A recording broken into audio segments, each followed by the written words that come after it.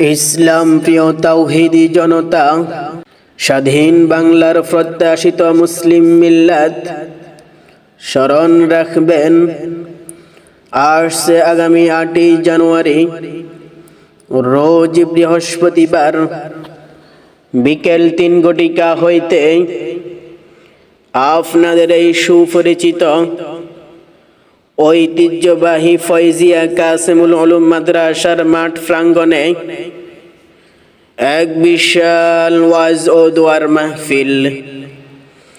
উক্ত মাহফিলে প্রধান মেহমান হিসেবে তাকরীর পেশ করবেন সুদূর ফেনী থেকে আগত ফেনী জামিয়া হুসাইনিয়া মাদ্রাসার সম্মানিত মুহাদ্দিস, আন্তর্জাতিক খ্যাতি সম্পন্ন মুফাসসির কুরআন হযরত মাওলানা আবুল কাশেম সাহেব। হযরত মাওলানা আবুল কাশেম সাহেব উক্ত মাহফিলে আরো তাকরীর পেশ করবেন সুদূর ঢাকা থেকে আগত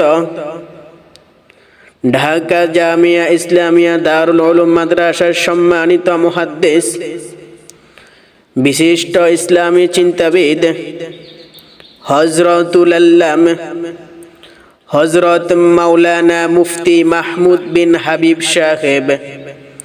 হযরত মাওলানা মুফতি মাহমুদ বিন হাবিব সাহেব উক্ত মাহফিলে আরো তাকরীর পেশ করবেন সুফিয়া নুরিয়া ফাজিল মাদ্রাসার সাবেক অধ্যক্ষ হযরতুল আল্লামা হযরত মাওলানা রেজাউল হক নিজামী সাহেব।